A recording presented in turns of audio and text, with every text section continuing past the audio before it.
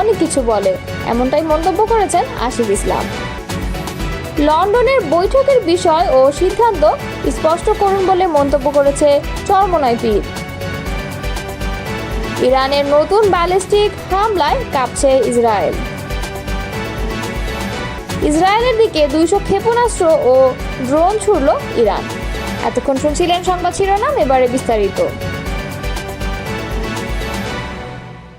সাবেক প্রধানমন্ত্রী বেগম খালেদা জিয়ার সহকারী প্রেস সচিব আশিক ইসলাম বলেছেন, লন্ডনে বিএনপির ভারপ্রাপ্ত চেয়ারম্যানের সঙ্গে প্রধান উপদেষ্টা প্রফেসর ডক্টর ইউনূসের মধ্যকার বৈঠকটি বাংলাদেশের রাজনৈতিক ইতিহাসে নতুন বাঁক। তারেক রহমানের হাতের উপর ডক্টর ইউনূসের আস্থার হাত অনেক অর্থবহ। শুক্রবার তার ফেসবুক পেজে এক পোস্টে এসব কথা বলেন তিনি। আশিক ইসলাম বলেন, রাষ্ট্রনায়কের শরীরী ভাষা আত্মবিশ্বাস, কর্তৃত্ব ও আবেগিক বুদ্ধিমত্তা প্রকাশ করে, যা তাদের নেতৃত্বের উপস্থিতিকে শক্তিশালী করে। হাই ভোল্টেজ বৈঠকে অসাধারণ রাজনীতিবিদরা যেখানে কৃত্রিম বা অতিরিক্ত প্রস্তুত দেখতে পারেন, সেখানে একজন সত্যিকারের রাষ্ট্রনায়ক অশব্দ সংকেতের মাধ্যমে তার স্বতঃস্ফূর্ততা, মৃদু হাসি, চাহনি, গাম্ভীর্যতা ও বসা ইত্যাদির মাধ্যমে নিজের উপর আস্থা এবং অডিয়েন্সের সঙ্গে বিশ্বাসযোগ্যতার সাথে সংযোগ স্থাপন করেন। তিনি বলেন, শুক্রবার সকাল 9টা বাজার 10 মিনিট আগে ডরচেস্টার হোটেলে পৌঁছান তারেক রহমান। টাইবিহীন সাদা শার্টের উপর হালকা নীল রঙের স্যুট পরা তারেক রহমানকে গাড়ি থেকে নামতেই তাকে স্বাগত জানান প্রধান উপদেষ্টার সফরসঙ্গী জাতীয় নিরাপত্তা উপদেষ্টা খলিলুর রহমান, প্রধান উপদেষ্টার প্রেস সচিব শফিকুল আলম সহ অন্যান্য সফরসঙ্গী ও হাই কমিশনের কর্মকর্তারা। সবার সঙ্গে করমর্দন করে হোটেলের সামনে সমবেত নেতাকর্মীদের উদ্দেশ্যে হাসি মুখে হাত নেড়ে শুভেচ্ছা জানান তিনি। এ যেন শুধুমাত্র লন্ডন প্রবাসী নেতাকর্মীর উদ্দেশ্যে নয়, দেশের কোটি কোটি বিএনপি নেতাকর্মীদের উদ্দেশ্যে। এ শুভেচ্ছা যেন দেশের প্রতিটি ইতিবাচক মানুষের উদ্দেশ্যে। আত্মবিশ্বাসী পদক্ষেপে হোটেলে প্রবেশ করেন তারেক রহমান। স্বাভাবিক, সংযত এবং নিয়ন্ত্রিত রিজু পদক্ষেপে এগিয়ে যান মিটিং রুমের দিকে। আগেই বৈঠক কক্ষে অপেক্ষা করছিলেন প্রধান উপদেষ্টা ডক্টর মোহাম্মদ ইউনূস। তারেক রহমান হোটেলে প্রবেশ করতেই বৈঠক কক্ষের বাইরে এসে তারেক রহমানকে স্বাগত জানিয়ে বৈঠক কক্ষে নিয়ে যান তিনি, যা তারেক রহমানের প্রতি ডক্টর ইউনূসের স্নেহ, ভালোবাসা ও সম্মানের প্রকাশ উল্লেখ করেন। আশিক ইসলাম বলেন, দুই নেতা হাস্যোজ্জ্বল চেহারায় করমর্দন করেন। হ্যান্ডশেক করার সময় তারেক রহমানের হাতের উপর যে অন্য হাত রেখেছেন প্রধান উপদেষ্টা, তা বিশাল অর্থ বহন করে। এভাবে হাত রাখার মানে হচ্ছে শ্রদ্ধা, ভালোবাসা, নির্ভরতা ও আস্থা। বেশ কিছু সময় তারেক রহমানের হাতে মোহাম্মদ ইউনূসের দুই হাত মুষ্টিবদ্ধ ছিল। ভালোমতো লক্ষ্য করলে স্পষ্ট, প্রথম যখন দুই নেতা হ্যান্ডশেক করেন তখন তারেক রহমানের পশ্চাতে ছিল সোজা ও খোলা ভঙ্গিমায় মার্জিত হাসিপূর্ণ। তিনি কাঁধ পেছনে রেখে দাঁড়িয়েছিলেন, যা তাকে আত্মবিশ্বাসী এবং আন্তরিক মনে হয়েছে। যখন ডক্টর ইউনূস দু হাতে তারেক রহমানের হাত ধরেন, তখন তারেক রহমানের কাঁধে হালকা ঝুঁকে ছিল বিনয় ও ভদ্রতায়। তিনি আরও বলেন, কুশল বিনিময়কালে তারেক রহমান বলেন, আম্মা আপনাকে সালাম জানিয়েছেন, যা ধর্মীয় ও সামাজিক রীতির প্রকাশ, যা বাংলাদেশের কোটি কোটি মুসলমানের হৃদয় ছুঁয়েছে। দুই নেতা আসন গ্রহণ করেছেন একই সময়ে, যা দুজনের প্রতি দুজনের সম্মানের বার্তা বহন করে। তারেক রহমানের সঙ্গে প্রধান উপদেষ্টার মোলাকাতের বিষয়টি তুলে ধরে তিনি বলেন, আবহাওয়া নিয়ে দুজনের আলাপচারিতা শুরু হলেও লন্ডনে হাঁটার জায়গার সুব্যবস্থার প্রসঙ্গে বগুড়ার কথা উল্লেখ করেন তারেক রহমান। ধ্যানে জ্ঞানে তারেক রহমানের মনে যে শুধুই বাংলাদেশ এবং বাংলাদেশের মানুষ, তা প্রকাশ পায়। সবার আগে বাংলাদেশ, বাংলাদেশই তারেক রহমানের প্রথম এবং শেষ।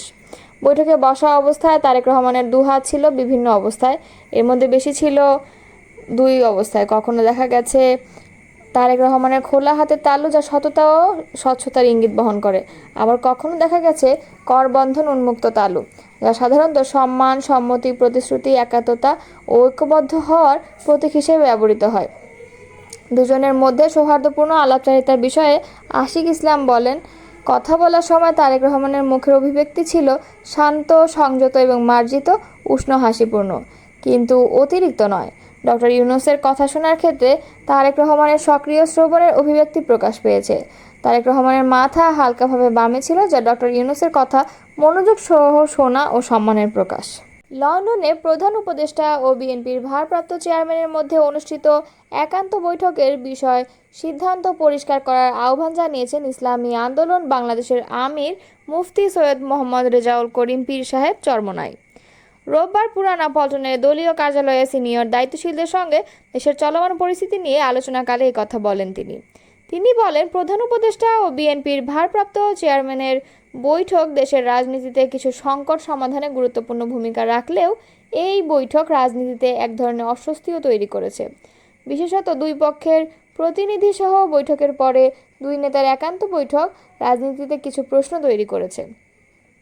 তিনি আরও বলেন, আগামী রাজনীতির স্বাচ্ছন্দ্যের জন্য এবং দলগুলোর অস্বস্তি দূর করতে একান্ত বৈঠকের আলোচনা ও সিদ্ধান্ত জাতির সামনে উপস্থাপন করা উচিত বলে মনে করে ইসলামী আন্দোলন বাংলাদেশ। পীর সাহেব চরমনায় বলেন, বাংলাদেশের রাজনীতি বহুদলীয় রাজনীতি। বিগত ফ্যাসিবাদ বিরোধী লড়াইয়ে দেশের বহু সংখ্যক রাজনৈতিক সংগঠন জীবনের ঝুঁকি নিয়ে অংশ নিয়েছে। আগামীর বাংলাদেশ নির্মাণে সকলকে সমান গুরুত্ব ও মর্যাদা দেওয়া নৈতিক কর্তব্য। লন্ডন বৈঠকের চরিত্র রাজনৈতিক দলগুলোর মধ্যে অবমূল্যায়নের ধারণা জন্ম দিয়েছে। বিশেষ করে নির্বাচন আয়োজনের সময় নিয়ে রাজনৈতিক দলগুলোর নানা রকম দাবি থাকা সত্ত্বেও সব উপেক্ষা করে প্রধান উপদেষ্টা ঈদের আগের দিন জাতির উদ্দেশ্যে দেওয়া ভাষণে একটি সংক্ষিপ্ত সময়সীমা ঘোষণা করেছিলেন। জাতির উদ্দেশ্যে দেওয়া ভাষণে যে সময়সূচি নির্ধারণ করা হয়েছে তা একটি একান্ত বৈঠকের পরে পুনর্বিবেচনা করার যৌথ ঘোষণা দেওয়া রাজনীতিতে অস্বস্তি তৈরি করেছে। সুস্থ রাজনৈতিক সংস্কৃতি নির্মাণের স্বার্থেই এই অস্বস্তি দূর করা উচিত। ইসলামী আন্দোলন বাংলাদেশের আমির বলেন, নির্বাচনের আগে প্রয়োজনীয় মৌলিক সংস্কার ও পতিত ফ্যাসিবাদের বিচার নিশ্চিত করার দাবি পুনর্ব্যক্ত করছে ইসলামী আন্দোলন বাংলাদেশ। নির্বাচনের ডামাডোলে সংস্কার ও বিচার যাতে আড়াল না হয় সেদিকে সরকার ও সংশ্লিষ্ট সকলের দৃষ্টি আকর্ষণ করছি। টানা তৃতীয় দিনের মতো ইসরায়েলের বিভিন্ন শহরে নতুন করে ব্যালিস্টিক ক্ষেপণাস্ত্র হামলা চালিয়েছে ইরান। রোববার স্থানীয় সময় সন্ধ্যার দিকে ইসরায়েলি ভূখণ্ডে ইরানের ক্ষেপণাস্ত্র হামলার তথ্য নিশ্চিত করেছে ইসরায়েলি প্রতিরক্ষা বাহিনী। ইরানি হামলার হালনাগাদ তথ্যে ইসরায়েল বলেছে, গত 1 ঘন্টা ইসরায়েল লক্ষ্য করে বেশ কয়েকটি ক্ষেপণাস্ত্র নিক্ষেপ করেছে ইরান। তবে এসব ক্ষেপণাস্ত্রের বেশিরভাগই ভূপতিত করার দাবি জানিয়েছে ইসরায়েলের সেনাবাহিনী। ইসরায়েলি সেনাবাহিনীর বিবৃতিতে বলা হয়েছে, আকাশ প্রতিরক্ষা ব্যবস্থার ব্যবহার করে ইরান থেকে ছোড়া ক্ষেপণাস্ত্রের বেশিরভাগই প্রতিহত করা হয়েছে। তবে এতে এখন পর্যন্ত কোনো হতাহতের খবর পাওয়া যায়নি। ইসরায়েলি সেনাবাহিনীর বিবৃতিতে জনসাধারণকে হোম ফ্রন্ট কমান্ডের নির্দেশনা অনুসরণের পরামর্শ দেওয়া হয়েছে। গত 3 দিন ধরে ইসরায়েল ও ইরানের মাঝে পাল্টা হামলা চলছে। শুক্রবার ইরানে ইসরায়েলের হামলার মাধ্যমে এই সংঘাত শুরু হয়। ইরানের রাষ্ট্রায়ত্ত টেলিভিশনের খবরে বলা হয়েছে, ইসরায়েলি ভূখণ্ড লক্ষ্য করে পাল্টা প্রতিশোধমূলক নতুন ক্ষেপণাস্ত্র হামলা শুরু করেছে ইরানের সামরিক বাহিনী। পরে ইসরায়েলের প্রতিরক্ষা বাহিনী দেশজুড়ে সাইরেন বাজিয়ে ইরানের ছোড়া ক্ষেপণাস্ত্রের বিষয়ে বাসিন্দাদের সতর্ক করে দেয়। প্রাথমিকভাবে ইসরায়েলের বাসিন্দাদের নিরাপদ আশ্রয়ে যাওয়ার পরামর্শ দেওয়া হয়, তবে কিছুক্ষণ পর ইসরায়েলিরা আশ্রয়স্থল থেকে বেরিয়ে যাওয়ার অনুমতি পান। ইসরায়েল সরকার এক বিবৃতিতে জানিয়েছে, ইরান এখন পর্যন্ত 200 ক্ষেপণাস্ত্র হামলা চালিয়েছে ইসরায়েলে। এসব হামলায় অন্তত 13 জন নিহত এবং 380 জন আহত হয়েছে, খবর CNN-এর। বিবৃতিতে বলা হয়েছে, নিহতদের মধ্যে শিশুরাও রয়েছে। এছাড়া আহতদের মধ্যে 9 জনের অবস্থা আশঙ্কাজনক। বিবৃতিতে আরও বলা হয়েছে, যুদ্ধ শুরু হওয়ার পর থেকে ইসরায়েলের দিকে প্রায় 200টি ক্ষেপণাস্ত্র ও ড্রোন ছোড়া হয়েছে। এর ফলে ইসরায়েলের 22টি এলাকা ক্ষতিগ্রস্ত। ইরান ও ইসরায়েলের মধ্যে চলমান সংঘাত গত 2 দিনে আরও তীব্র আকার ধারণ করেছে। ইরানি গণমাধ্যমের দাবি অনুযায়ী ইসরায়েলের বিমান হামলায় অন্তত 80 জন নিহত হয়েছেন, যাদের মধ্যে 20 জন শিশু রয়েছে। আহতের সংখ্যা 800 ছাড়িয়েছে। এরই প্রেক্ষিতে ইরান পাল্টা হামলা চালায় ইসরায়েলে। এদিকে রোববার বিকেলে ইসরায়েলে নতুন করে ক্ষেপণাস্ত্র হামলা শুরু করেছে ইরান। ইরানের রাষ্ট্রীয় গণমাধ্যম নিশ্চিত করেছে, ইসরায়েলের দিকে নতুন করে 50টি ব্যালিস্টিক ক্ষেপণাস্ত্র নিক্ষেপ করা হয়েছে।